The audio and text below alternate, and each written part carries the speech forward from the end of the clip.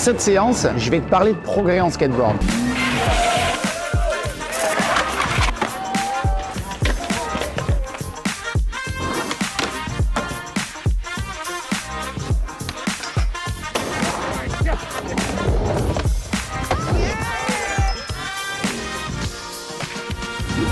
Allez, donc aujourd'hui, c'est la session tricklist avec les skateurs. C'est le 4e jour des skatecamps. On skate 6 heures par jour. On est au skatepark indoor. Merci de nous avoir ouvert les portes. C'est le paradis, c'est le rêve. On va partir pour une vraie bonne session aujourd'hui, donc ça commence. Dans cette séance, je vais te parler de progrès en skateboard. On va voir comment faire progresser des skateurs, mais aussi des sportifs. Parce que j'aime beaucoup parler de skate. C'est un peu l'école de la vie, comme beaucoup de sports, sauf que le skate, c'est quelque chose de très dur physiquement et mentalement. C'est parti.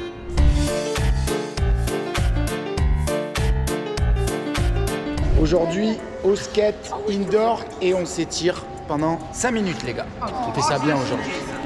Voilà, là il y a Milo qui fait son exercice, là il y a le chien, le cobra, le cobra, le cobra. Donc c'est un mélange de yoga, de réveil musculaire, d'étirement. Regarde où on a le skatepark pour nous. 5 minutes d'échauffement, ça part. On fait les quadriceps, les ischio-jambiers. Quadriceps, c'est ici. Ischio-jambiers, c'est derrière. On fait un peu les mollets, les chevilles en échauffement. Même pour les petits, ça marche aussi pour Milo. Tu fais ça bien, Milo, hein? Oui. Parce que tu as une carrière professionnelle à assumer. Ok les gars, ça fait 5 minutes. Attendez. Avant toute chose, on repart pour 5 minutes. Vous n'avez pas le droit de claquer. Échauffement pour les skateurs. On est dans la séance type et le but du jeu, c'est de proposer 10 minutes d'échauffement un petit peu sportif, basique, avec des étirements, avec des échauffements, du réveil musculaire. Et ensuite, je leur demande de découvrir le parc pendant 5 minutes sans claquer de ollie, de manière à ce qu'ils puissent découvrir les lignes. Quelque chose de plutôt chill, de manière à ce qu'ils puissent également, eux, apporter leur touche personnelle. Tu n'es pas obligé de calquer les exercices préconçus. Tu peux également faire du bien à ton corps en trouvant des choses qui te correspondent à toi. Je les accompagne et eux pensent par eux-mêmes, ce qui fait qu'en fait, ils n'attendent pas que quelqu'un leur dise quoi faire pour trouver les choses qui sont bonnes pour eux individuellement. Et comme ça, ton corps est prêt à encaisser les chocs. C'est bon.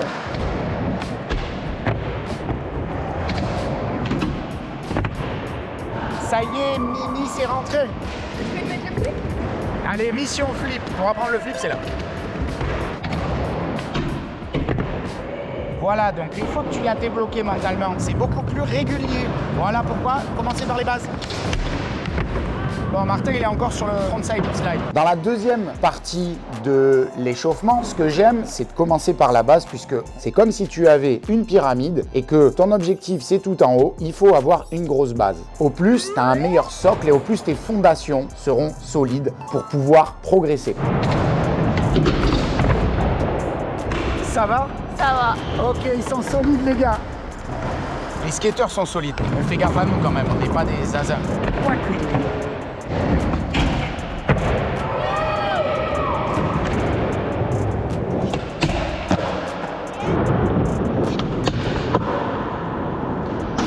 Première étape.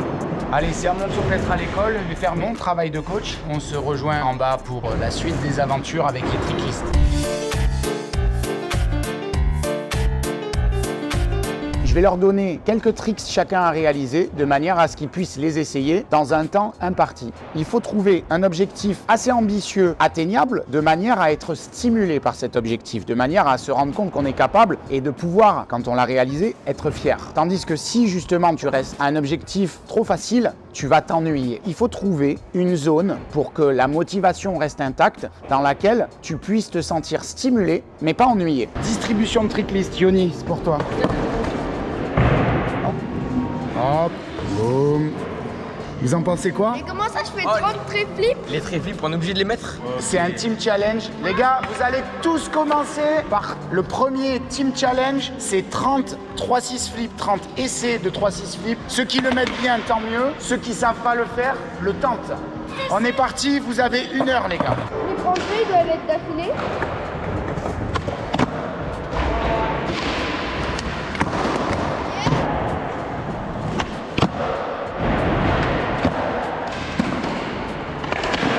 Combien d'essais en tout t'as fait? On est à 20. Fais un essai. T'as fait combien d'essais en tout? 25. Milo, combien d'essais t'as fait? 15. C'est bien. Ce que j'aime donner aux skateurs dans ces skate-camps, c'est justement une approche un petit peu globale. Le skateur a besoin de fun, de s'amuser, donc on essaie de rendre la séance un petit peu fun parce qu'on le sait, le skate c'est tellement dur, on n'a pas besoin de double peine, on se fait déjà assez mal par terre. Donc ce qu'il faut, c'est rendre le truc sympa, amusant. Jongler entre les deux en tant que coach, c'est très important. Smith descend, jamais je le mets. Allez, commence par le plus simple. T'as un trick au choix aussi. Ça, je sais pas. Voilà, commence par le plus simple.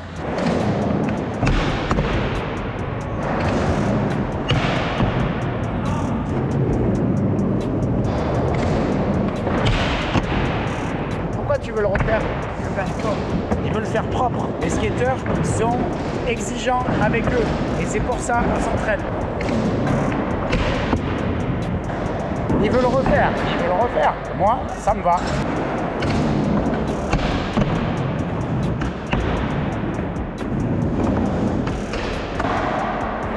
Check.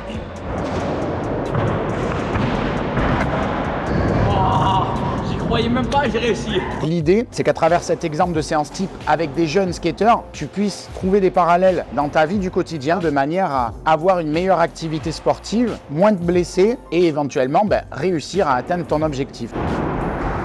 Il reste un quart d'heure. Ok. T'as fini? Ouais. Let's go. Ça essaye. Il reste 5 minutes. Le problème des parades, surtout là, bon, tu peux le faire, tu as la technique, tu as tout ce qu'il faut. Ouais. Mais en fait, je te soulève encore trop. Là, on va refaire 2 essais bonus en mode je te soulève. Du coup, maintenant, c'est comme si tu étais tout seul, mon pote. Ok. Un try. Je les aide avec des parades de manière à ce qu'ils puissent se rendre compte mentalement de certaines bases dont ils auraient peut-être peur sur certains modules. Puisque tu sais qu'en skate, il y a les figures, mais il y a aussi les modules sur lesquels tu les fais. Tu peux faire une figure facile sur un module difficile et tu peux faire une figure difficile sur un module facile. Bon, ce Smith-là, pour lui, un petit peu trop évolué. Là, je lui dis qu'il le garde pour plus tard. Je pense que c'est ce qu'il a envie de faire. Maintenant, on part pour une session libre, décontraction.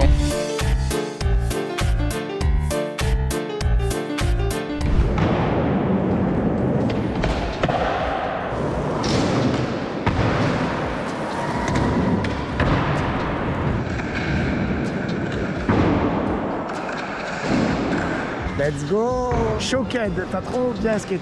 Les gars, on a documenté ça, franchement, je suis fier de vous. Noé aussi, pareil, t'as bien skaté. Les gars, petite question, combien vous pensez avoir fait d'essais dans toute la session? 200 et 300. Entre 200 et 300? Bien. Moi, 300, ouais, aussi. 300 en tout. Voilà, on ne compte pas ces essais, les gars. Peu importe le niveau, là, il y a les grands qui skatent bien.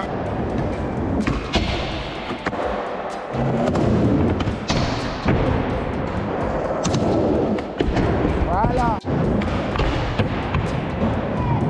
Il y a des groupes de différents niveaux. C'est pas très grave parce que ce que je leur apprends souvent, peu importe en fait le niveau que tu as, le but du jeu, c'est de partir de ton niveau pour arriver à ton objectif. Que tu partes de zéro pour arriver à faire le saut, le ollie, c'est le même processus physique et mental que le pro qui essaye de faire un rail de 25 marches par exemple. Petite session coaching, parade.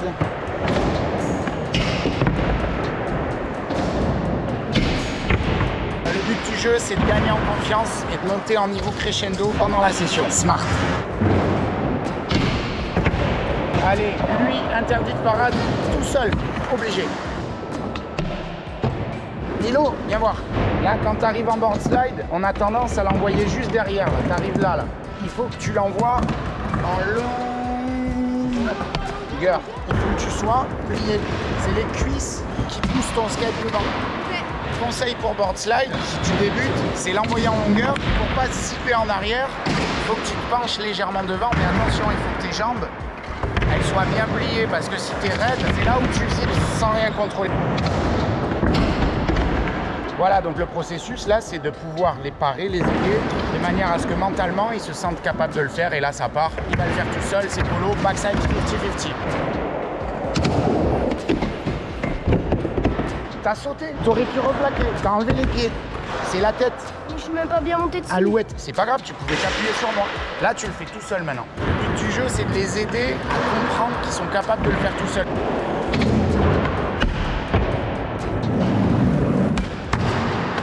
J'en profite qu'on soit en skate camp à Barcelone pour te montrer des petits trucs justement pour athlétiser un petit peu plus son corps de manière à suivre un rythme. Le rythme des skate camps, le rythme est intensif parce que dans le cas des séjours à Barcelone, c'est 6 jours de skate, 6 heures par jour.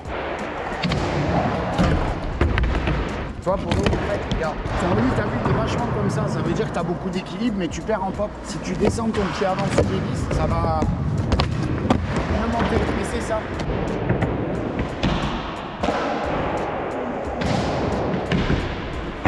Allez Mimi, c'est bon, c'était parfait, tout seul. Allez, paf. Là, c'est la confiance. Maintenant, fini. Le skate, c'est plus mental que physique parfois. Parce que ces petits gars-là, ils ont leurs tricks. Mais ils me disent, j'ai peur, j'ai peur, j'ai peur. On a tous peur. Mais le but du jeu, c'est d'essayer de développer ça. Et ça, c'est pas évident. Et c'est en multipliant les essais. C'est pour ça que je dis, règle numéro 1, ne compte pas tes essais.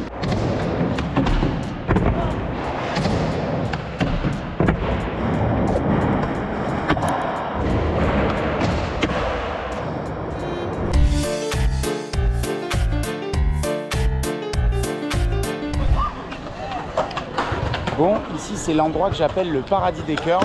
On a fait 2 spots dans la journée, c'est déjà bien, je te montre un petit peu. On essaie de filmer quelques petites lignes et après on va aller manger. La journée se clôture là-dessus.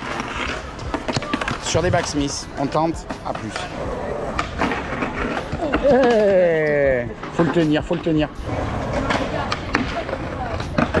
T'as bien skaté du coup, skate Ouais, voilà. trop. Voilà. On a fait les tricklists et tu pensais que tu n'arriverais jamais à le faire. Ouais. Et qu'est-ce qui s'est passé au final? Je l'ai fait et j'ai même fait mieux.